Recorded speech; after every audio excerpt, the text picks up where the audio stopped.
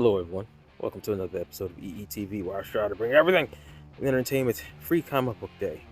Just read Power Rangers Academy, and I'm not too impressed with it. There were a lot of cliches.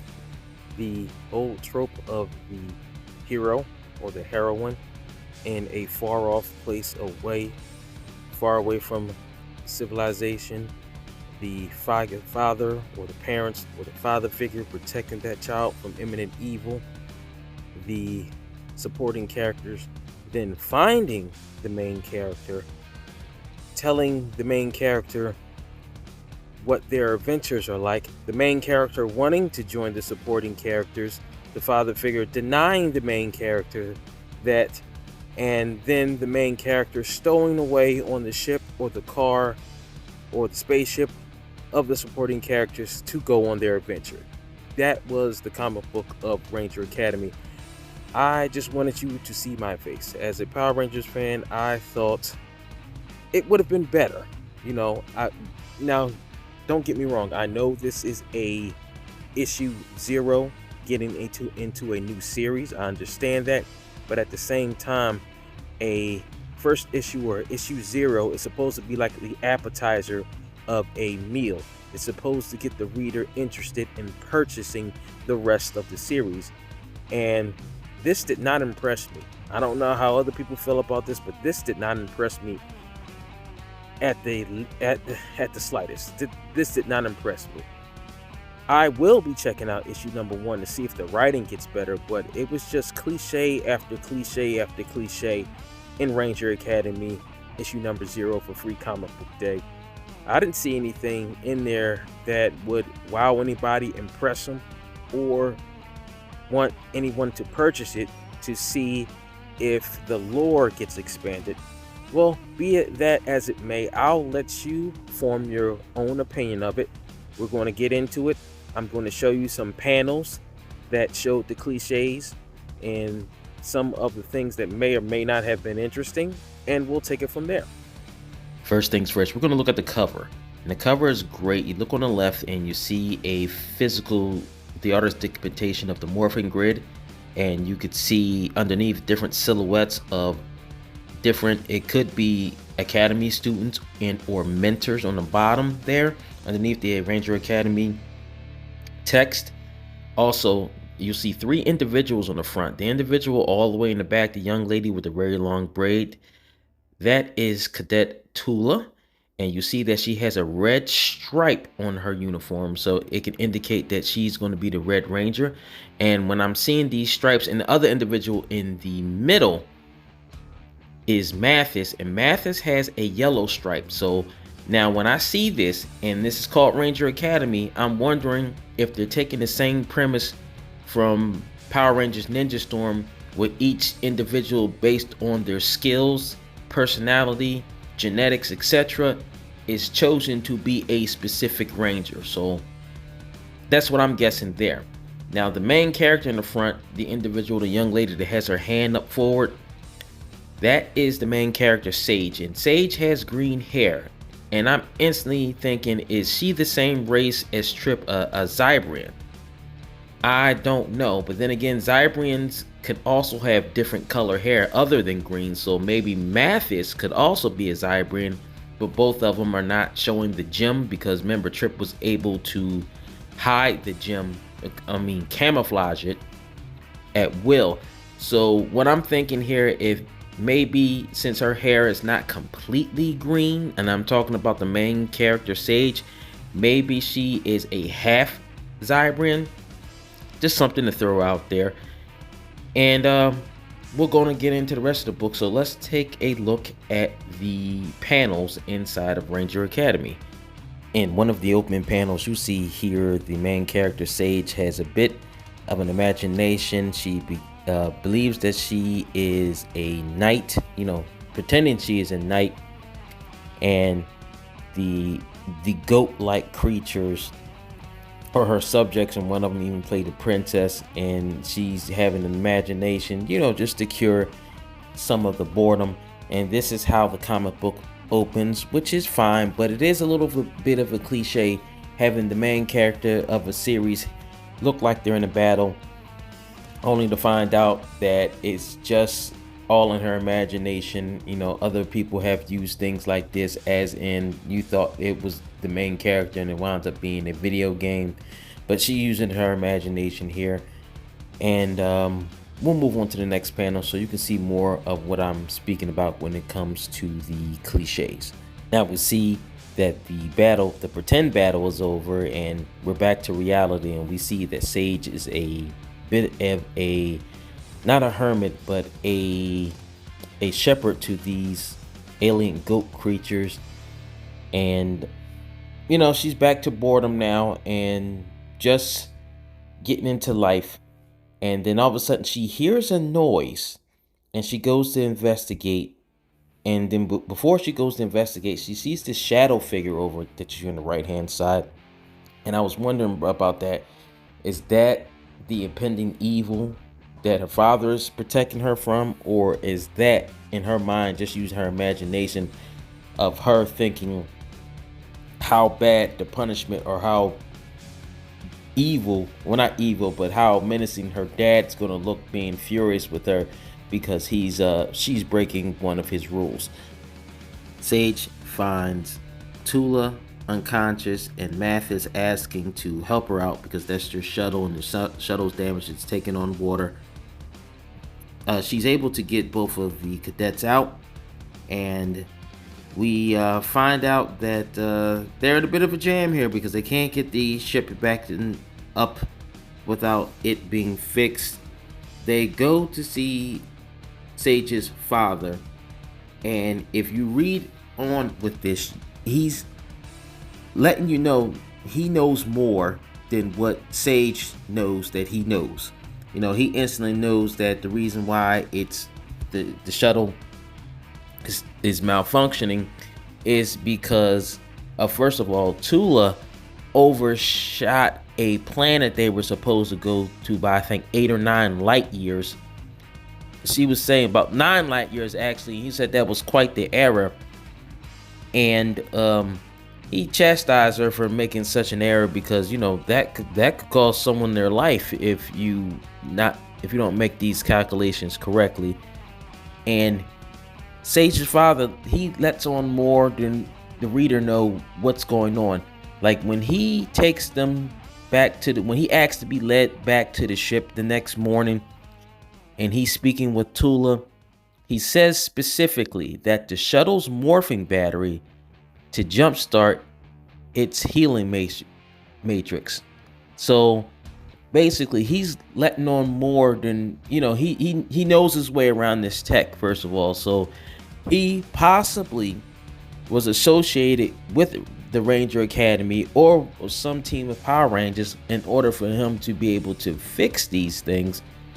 And much to the delight of his daughter, she's fantastic that she's get to fly in the shuttle.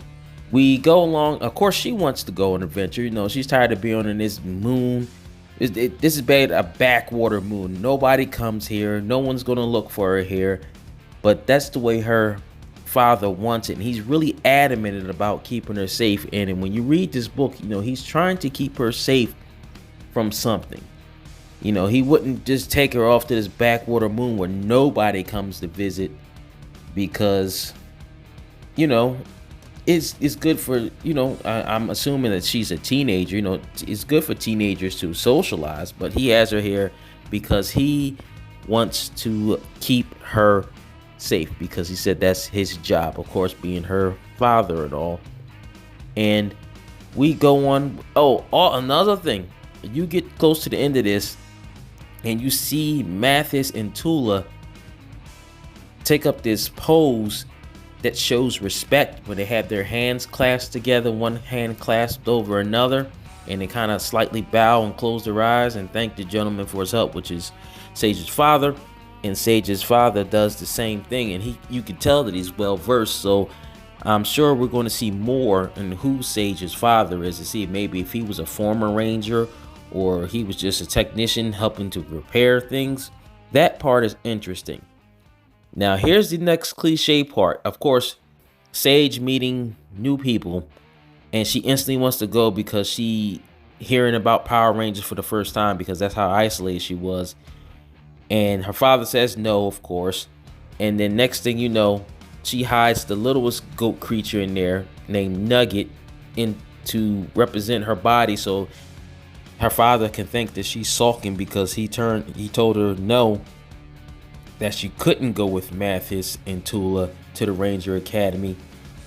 And he's surprised to know that Sage is not there and has stowed away on the Ranger Academy spaceship in the little storage area. And that was a bit of cliche. You know, how many times have you seen cartoons, movies, especially for children's shows, when they have the main character stow away on the ship, you know, just because their guardian or their father or their mother forbid them to go on this adventure, and then only to find out they're in there. I mean, most of you have seen the cliche where maybe one of the supporting characters drops a bag or a weapon just in the back, just for storage, and it winds up hitting the main character, and they say, ow, and then, wait, what are you doing here, Sandy? You know, no, it's not like that. You could tell that Tula's here, but she sneezes, and they check later on, and they find that it's her, and she asks for some snacks. So of course they're going, and they have their new recruit, and they're going to the Ranger Academy, which is, guess, good for Sage.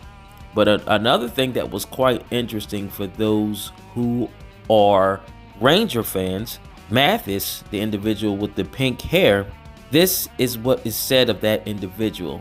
In one of the last panels, Mathis says, "Don't know, don't care. Anyways, Merrick, I'm serious. Tula kissed a goat." And Mathis is on the comms while they're headed back. So for those of you who don't know or know this, Merrick is the Silver Ranger from Power Rangers Wild Force. So what I'm interested to see is this going to be, I mean, how many years is this taking place after his team defeated Master Orc? And or is this way in the future? Are we getting a slightly older Merrick, or are we getting an old Merrick? You know, that'll be interesting to see what kind of, you know, how far they are in this timeline, because we can see, you know, advanced tech. They have spaceships, you know, they're light speeding around the different planets. I want to see how far they're in the timeline. And it's interesting to see that of all people, I would never thought Merrick would be a mentor or a teacher at Ranger Academy, just because, not because he doesn't have a personality for it or the skills, because he definitely has the skills. It's just that out of all Rangers, from all the way from Mighty Morphin all the way up to Dino Fury, that just wouldn't be the first person that comes to mind, just to be honest. So that is interesting right there. So like I said before, it was cliche the way how it began, but then again, I'm not going to be too critical of it, because this is just what gets you interested to see how the rest of the series is going to turn out. Like I said earlier when I was on camera, I'm definitely going to check out the rest of this to see where it goes, because I want to see how far they're in the timeline.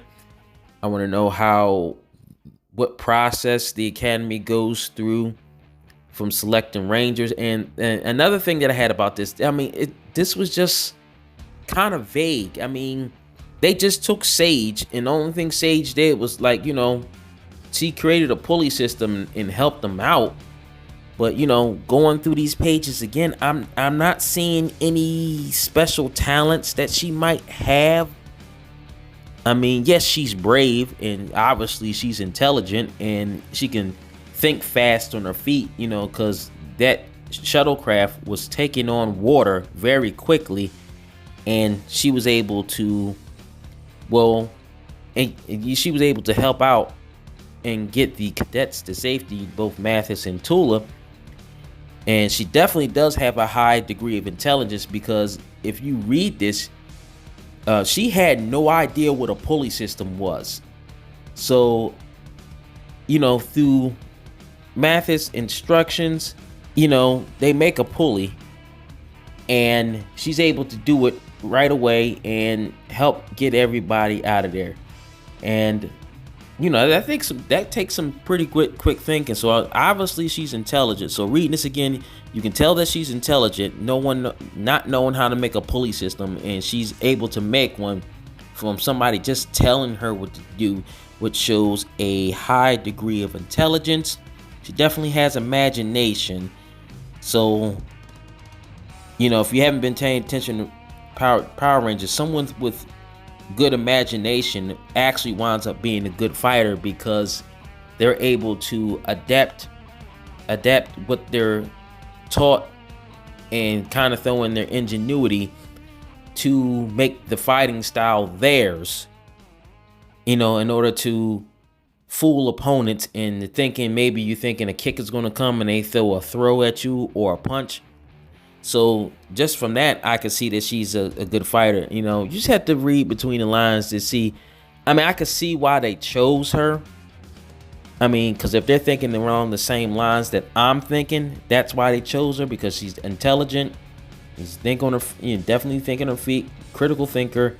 Well, I also want to see what the process is. Are they just choosing young people at random, or I want to see what process they use to say then how someone's going to become a Power Ranger for Ranger Academy, or is it just like high school? They take, as long as you have a certain degree of intelligence, they take you in there and see if they can develop your skills to be useful or not. And there was a lot of dialogue in this, but this is it was just the normal everyday stuff you see. I'm gonna take you to my dad. My dad's gonna help us out. She tells them about the moon, how the weather changes. Of course, with any teenage drama, the dad doesn't like the new friends. It was interesting. If you're a Ranger fan, you definitely found it interesting, because you're running through a lot of things in your head to see how they're going to connect this to the rest of the Power Ranger mythos.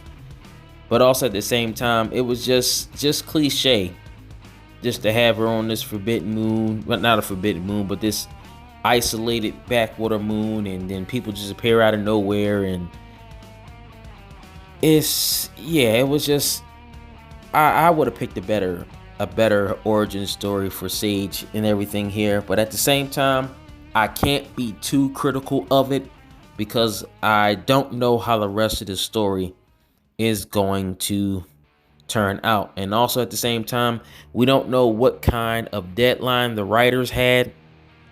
And also, there may be some more things out of these pages that can be linked together with the rest of the story that may be important, even though I think this is too mundane and cliche. So at the same time, I'm criticizing it, but I'm not going to be too harsh on it, because I don't know how this is going to connect with the rest of the story. But definitely Sage's dad interests me, because the place they were going was supposed to be this planet called Gaspar, and he specifically says in one planet that they overshot Gaspar by 9 light years. That's quite an error. That's a big mess up. Basically, he was telling Tula, yeah, you messed up big. So, also with Sage, if you look at the panels, you can see she was quite the artist. The dad says he knows exactly where they're from. They're only playing at being heroes. So maybe the dad is more of a traditionalist, saying, yo, you have to show a certain level of skills and competency before you even start training as a Power Ranger. Maybe he is opposed of an idea of taking in a bunch of random young people and see if they pan out or not, because he's saying they're pretending to be a hero. So maybe he is not on board on the new selection process of how they go about finding new Ranger candidates. That's what I'm assuming, reading this over again for the 3rd time. And also Tula, that's the young lady with the long braid with the red hairband. She wants to know where he's from, and of course he didn't reveal. Now, it doesn't show whether if Sage's father has a ship or not, So I'm wondering if he's going to come after her and we're going to get more backstory on this, but I don't know.